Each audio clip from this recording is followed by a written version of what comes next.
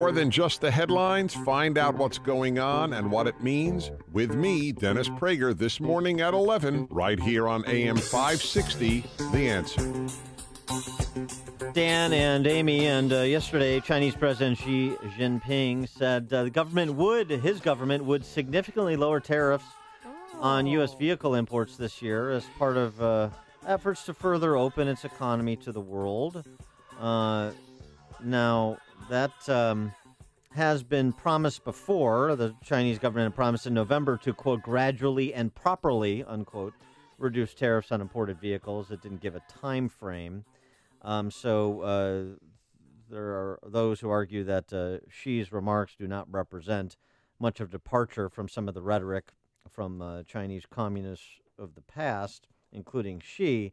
But the market responded very positively to it, seeming that we would see what Larry Kudlow envisioned, that because Trump is taking on China, this ultimately is a growth play, and what you're going to see in the end result is barriers to both countries, both markets, reduced, better for both countries.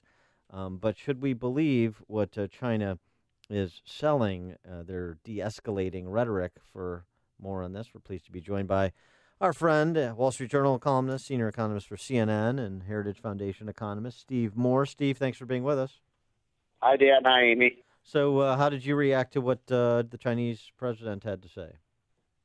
Well, it was a big moment. I mean, a huge, huge win for Trump. I mean, look, I can say what Larry Kudlow can't say because I don't work for the president right now. But, we're in a trade war, kind of a cold war with China. And by the way, China is the new Soviet Union in my mind. I mean, I believe that they are an enemy and an adversary of the United States, not an ally. And Trump has done something that no president, not Clinton, certainly didn't do it. Bush certainly didn't do it, and Obama didn't do it. Is stand toe to toe with Beijing and say, you know what, we're not going to take this anymore. You're going to start playing by the rules. If you're acting like petulant teenagers, and we're going to punish you if you don't stop cheating and stop stealing and stop arming our enemies in like North Korea. And so this is a bit of a cold war, and it's a war that we have to win. I mean, there's no backing down now. And Trump got a big victory yesterday. There's no question about it. Beijing blinked. Well, that's exactly what we wanted. So I'm feeling good. Now, look, let me just make one more point, Dan. Okay. You're right. With China, just like the old Soviet Union, it's trust but verify. Right. Maybe these are just words coming out of their mouth, and we'll see. But this was a significant development, and it is the reason why the market went up 500 points yesterday.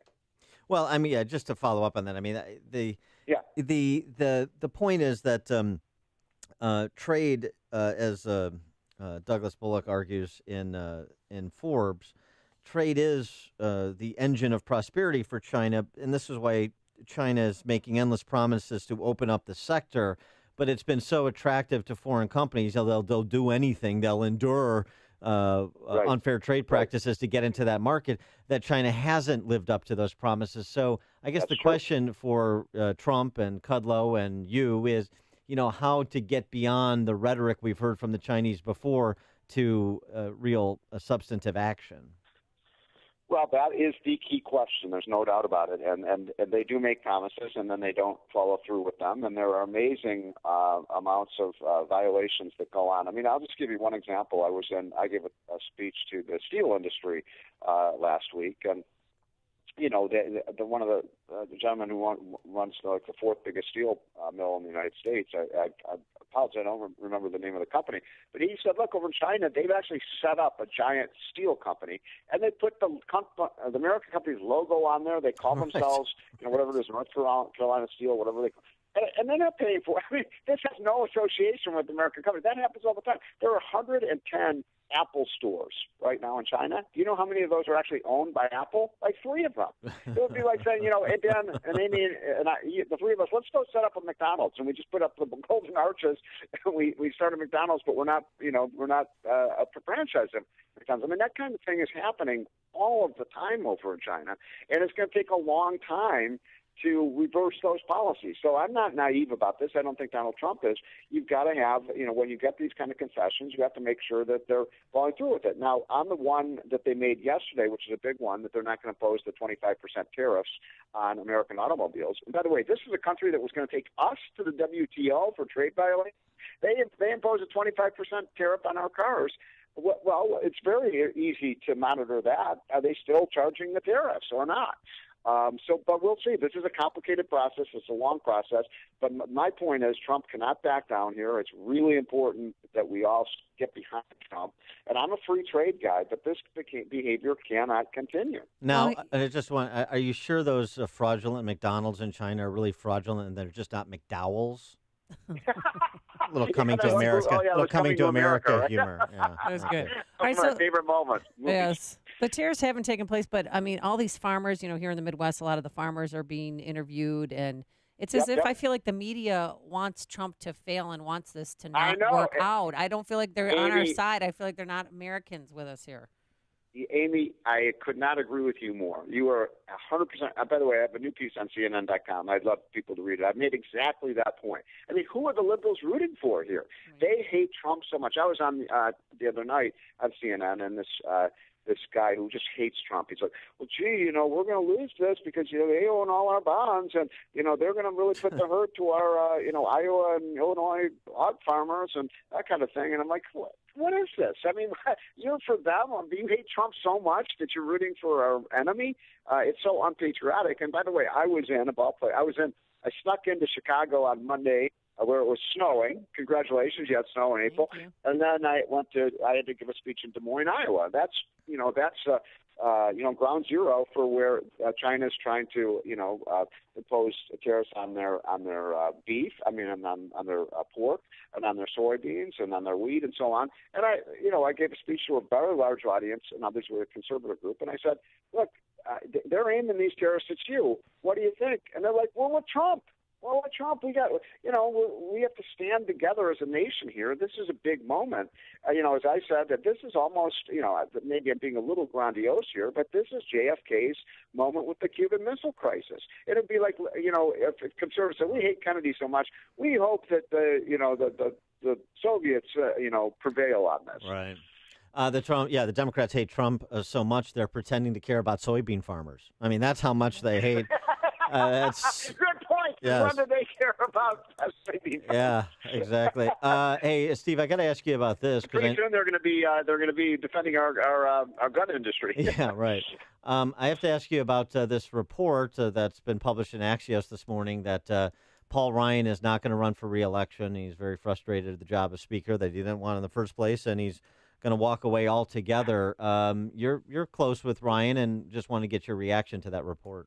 Well, is this credible? Or?